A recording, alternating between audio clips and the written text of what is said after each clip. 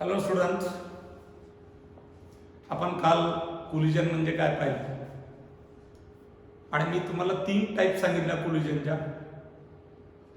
एक elastic collision classification पाहिलं आपण आणि मी तुम्हाला तिथे सांगितलं होतं की classification of collision basis of kinetic energy. कशानुसार क्लासिफिकेशन केलं?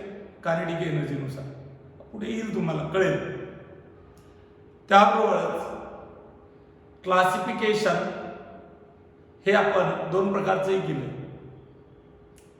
Line of impact and line of motion after the collision. म्हणजे येताना आदळताना कसे आदळले आणि आदळल्याच्या नंतर दोघांच्याही मोशन त्याच लाईनवरती असतील तर त्याला line of impact is equal to line of motion जर असेल तर त्याला वन डायमेन्शनल किंवा हेड ऑन कोलिजन म्हणतात. कारण एकाच लाईनवरती चाललेत म्हणजे कोऑर्डिनेट किती बदलतील तर एकच, दॅट इज वन डायमेन्शन. समजा एक M1 आणि M2 एक्सच्या दिशेमध्ये वेगवेगळ्या वेगाने चालले असतील आणि मागच्याचा वेग पुढच्यापेक्षा जास्त असेल तर मागचा येऊन धडकेल आणि धडकल्याच्या नंतर परत ते motion change the velocity after the collision, तरी देखील त्यांची दिशा ही सेम डायरेक्शनने असेल तर त्याला हेड ऑन कोलिजन म्हणतात.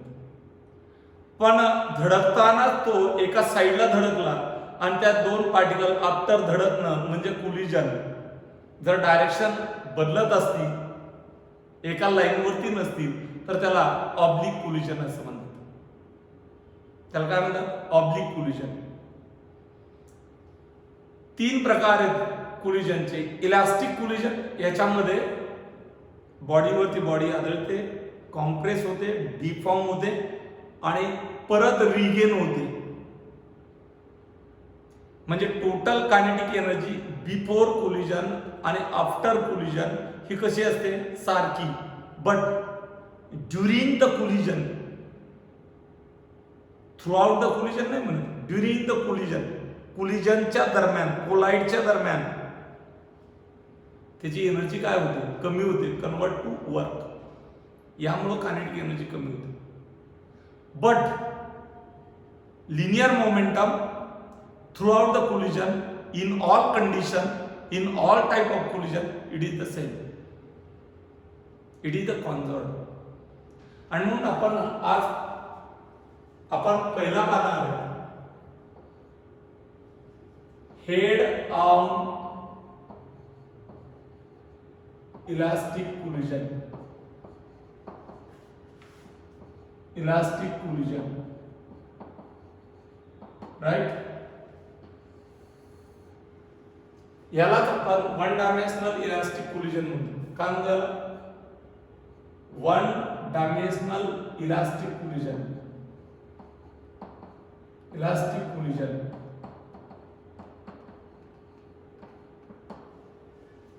परफेक्टली इलास्टिक कोलिजन असं म्हणतो. कन्सिडर करा, या ठिकाणी ही एक बॉडी, बॉल आहे हा M1, हा दुसरा M2. या ठिकाणी एकमेकांना कोलाइड झाले, M1 M2, आणि हे कोलिजन नंतर परत सेपरेट झाले, हे M1 आणि हा M2. बरोबर ना? मग मला सांगा याची वेलॉसिटी U1,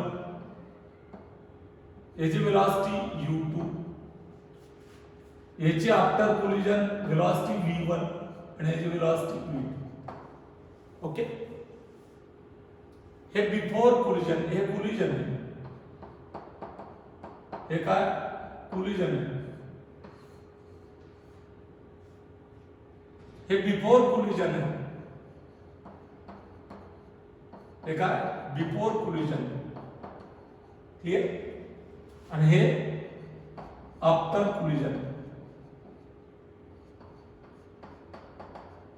आफ्टर कोलिजन हे दोन्ही या ठिकाणी महत्वाचं मला सांगा, समजा हा जास्त वेगाने पळत असेल आणि हा कमी वेगाने पळत असेल, हा याला गाठेल का रे, याच्यावरती जाऊन धडकेल का? हा 100च्या वेगाने पुढे चलतोय आणि हा चाललाय टुकू टुकू टुकू टुकू 40च्या वेगाने, टमटम टमटम जाऊन धडकेल का? नाही.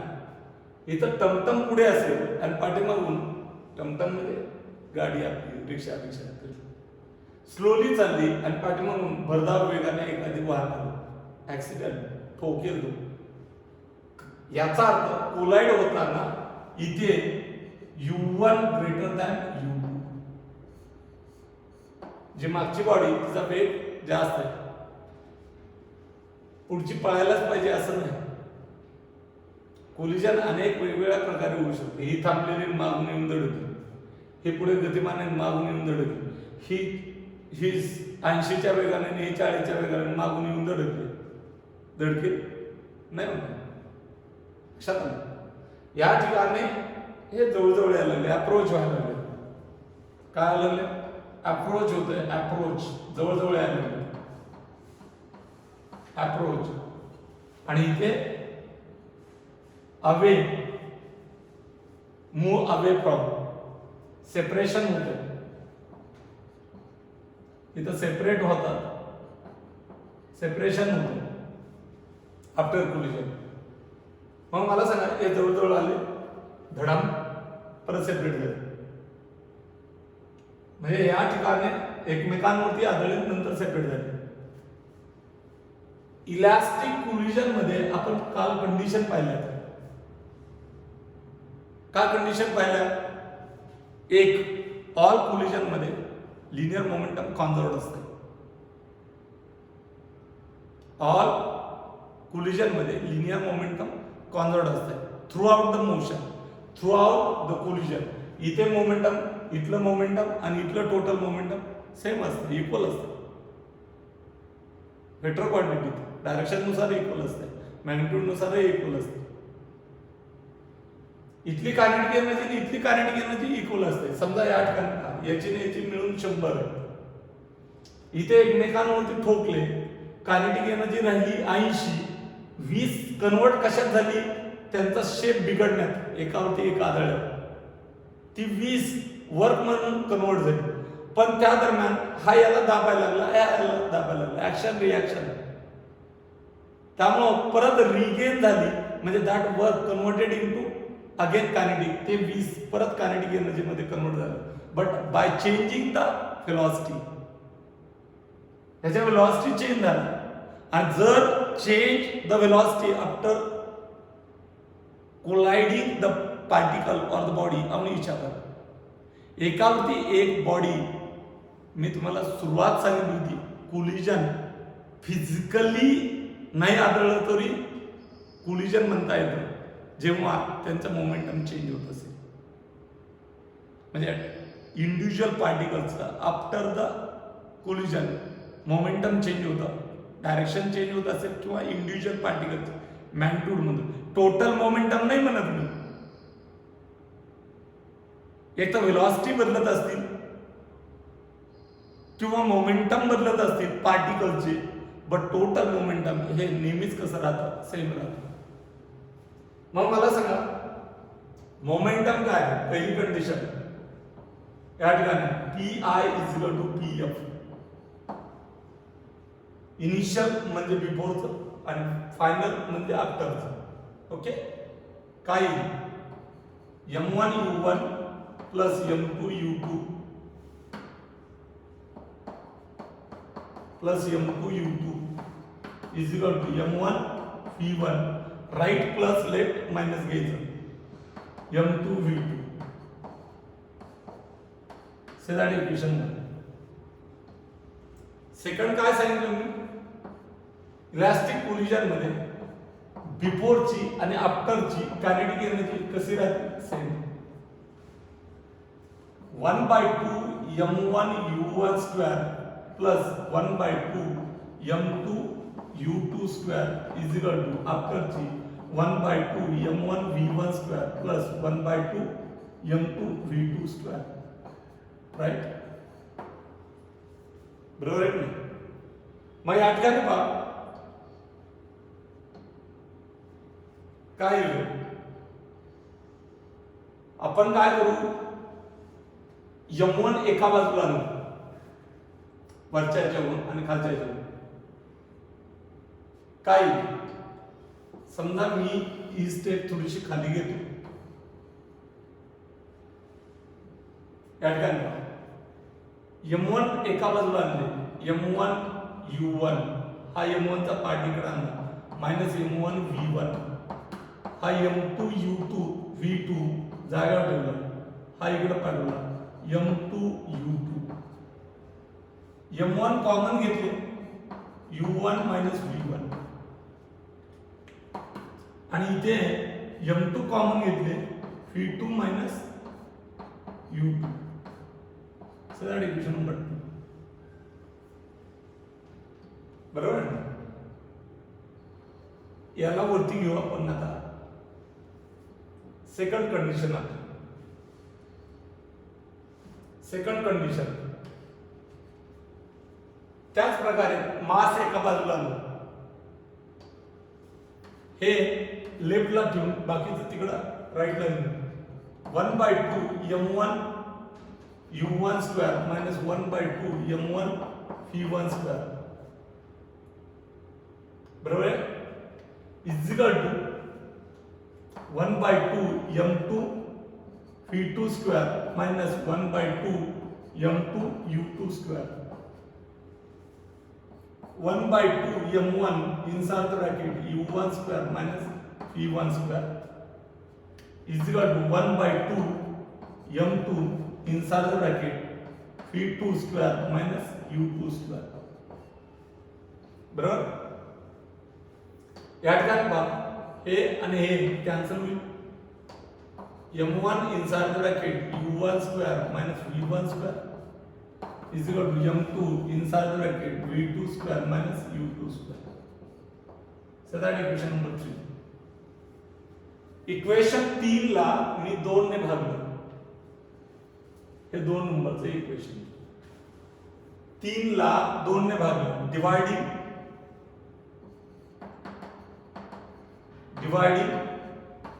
3/2. Okay, M1 U1 square minus V1 square divided by त्याची डावी side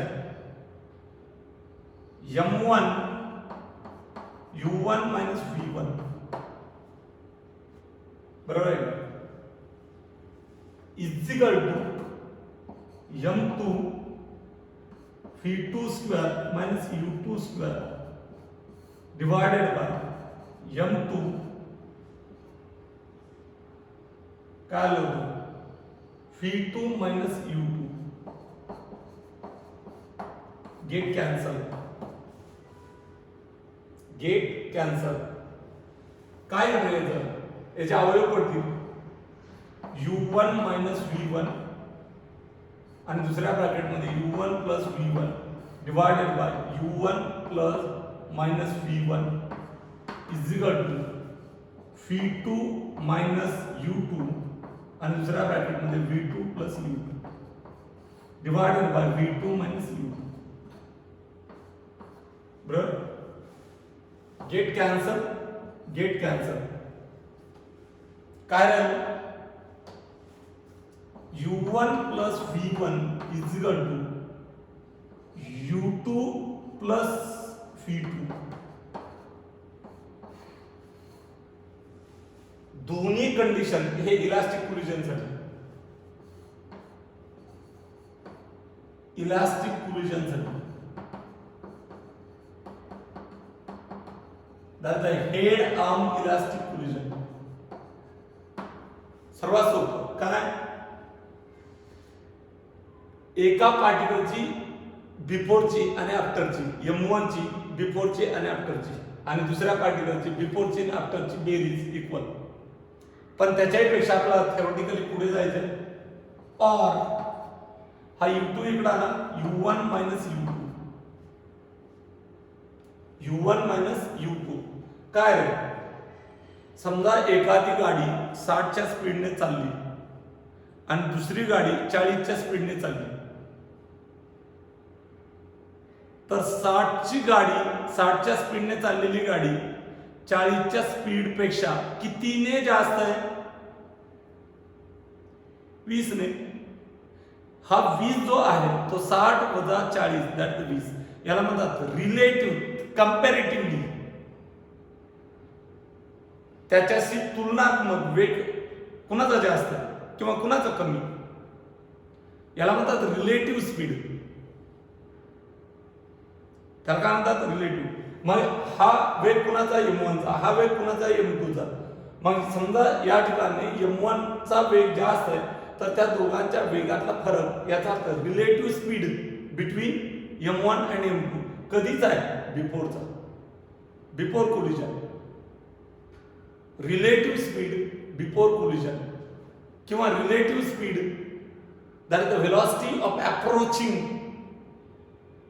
velocity of approaching, relative speed, relative velocity of approaching the body. आणि या ठिकाणी v2 हा तिकडे गेला मायनस v1. लक्षात ठेवायचं इकडे v1 मायनस v2 नाही. काही पुस्तकांमध्ये तुम्हाला हेच असंही दाखवतील u1 minus u2 minus common घेतील v1 minus v2. Minus common घेतला की हे. पण आपण प्रॉब्लेम सॉल्व्ह करताना हे लक्षात ठेवायचं किंवा हे लक्षात ठेव दोन्ही पैकी एक. पण मॅक्सिमम हे हा काय? Relative speed before the collision आणि हा काय? Relative speed after the collision. Okay. या ठिकाणी u1 मायनस u2 लक्षात ठेवा is equal to v2 minus v1. पहिला मायनस दुसरा इज इक्वल टू दुसरा मायनस पहिला. लक्षात ठेवायचं. काय लक्षात ठेवता? u1 minus u2 is equal to v2 minus v1. कशात? One dimensional elastic collision. One dimensional perfectly elastic collision म्हणजेच इलास्टिक कोलिजन. इलास्टिक कोलिजन मध्ये no loss of kinetic energy. बिफोरची कायनेटिक एनर्जी आणि आफ्टरची कायनेटिक एनर्जी कशी? Equal. आणि kinetic energy scalar quantity. त्यामुळे बिफोरची आणि आफ्टरची इक्वल असेल तर त्याच्यावरून मी हे इक्वेशन काढले. मग हे काय आहे? रिलेटिव्ह व्हेलॉसिटी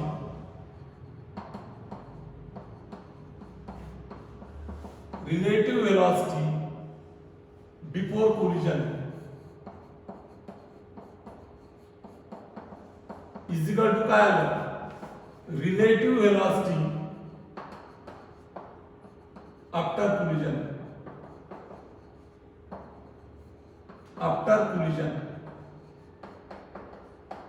कोलिजन काय काय लक्षात ठेवणार? एक अति महत्वाचे प्रॉब्लेम सॉल्व्ह करण्यासाठी खूप महत्वाचं 1D perfectly elastic collision. Elastic collision यालाच म्हणतात हेड आर्म कोलिजन. याच्यासाठी एक PI is equal to PF compulsory. Number 2 KI is equal to KF. आणि तिसरं कंडिशनच लक्षात ठेवायची आता that u1 minus u2 is equal to v2 minus v1. या दोन्ही वरून ही कंडिशन काढली. प्रॉब्लेम सॉल्व्ह करताना हे लक्षात आलं पाहिजे. आणि हे फक्त याच्यासाठीच आहे. u1 minus u2 is equal to v2 minus v1. u1 minus u2 is equal to v2 minus v1. आपण काही प्रॉब्लेम घेऊ.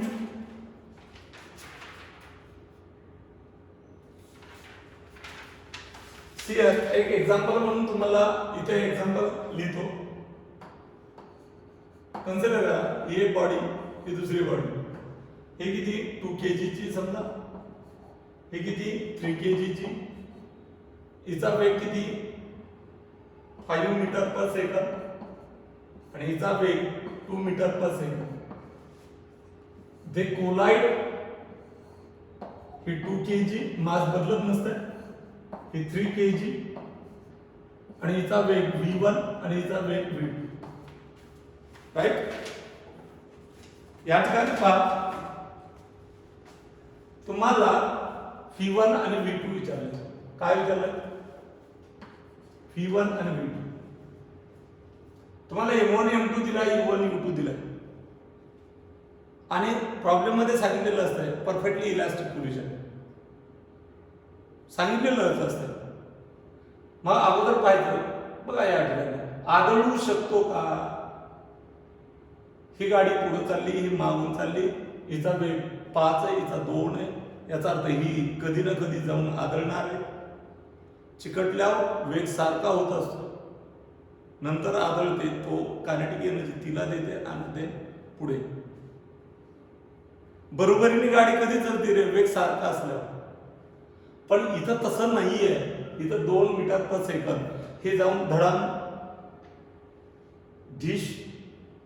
ढिशक्या जाऊन आदळली, हिचा वेग मला सांगा, ही 3 kg मोठी चांगली, पण ही छोटी गाडी सुद्धा अतिवेगाने येऊन जर आदळली तर पुढच्या वेगावरती परिणाम होईल की नाही? आणि आदळल्याच्या नंतर हिचाही वेग बदलेल, राईट. आता मला सांगा, हा कोण आहे? u1, हा कोण आहे? u2, हा m1, हा m2. पहिलं इक्वेशन मोमेंटम अप्लाय करण्याऐवजी तुम्हाला v1 आणि v2 विचारलेलं आहे परफेक्टली इलास्टिक पोझिशनसाठी. पहिलं इक्वेशन मी जे तयार करून दिलं दोन्ही कंडिशन वरून, ते काय रे? u1 - u2 = v2 - v1, right. बरोबर आहे का? अरे बरोबर नाही. u1 किती रे? 5 - 2 = v2 - v1. So v2 - v1 = किती आला? 3, राईट. आता मला सांगा, आता मोमेंटम कॉन्झर्वेशनचा वापरायचा. काय असतं? m1 u1 + m2 u2 = m1 v1 + m2 v2. m1 किती? 2, u1 किती? 5, 5च आहे का? 5 प्लस m2 किती? 3 × 2 = 5 to v1, बरोबर आहे का? 2 × v1 प्लस 3 × v2. 5 2 10, 3 2 6. हे बरोबर ना? 10 + 6 किती? 16 = 2v1 + 3v2. 2v1 + 3v2 = 16. हे इक्वेशन 2. मला सांगा याला कितीने मल्टिप्लाय करावं लागेल रे? 2v1 आणि हा -v1 याला 2 ने मल्टिप्लाय करू. समजा याला 2 ने मल्टिप्लाय केलं काय? 2v2 - 2v1 = 6 आणि यांची बेरीज करू. यांची बेरीज केली प्लस मायनस कॅन्सल होईल. 3 आणि 2 5 v2 = 16 × 6 16 × 4 20 16 × 4 20 आणि 2 22. So v2 = 22/5 metre per second. आलेला v2 इथं ठेवून द्या, तुम्हाला v1 मिळेल. हा v1 तिकडे गेला, 3 इकडे आला. So v1 = v2 - 3. सो 22/5 - 3 5 3 15. 22 मधून 15 गेले किती? 7 ना? अरे 7च का? म्हणून 7/5 मीटर पर सेकंद. समजलं? म्हणजे तुम्हाला या ठिकाणी ही पहिली कंडिशन वापरायची आणि नंतर conservation of momentum, kinetic energy वापरायची गरज नाही लागत. लक्षात ठेवता? Okay okay okay. आज स्टॉप.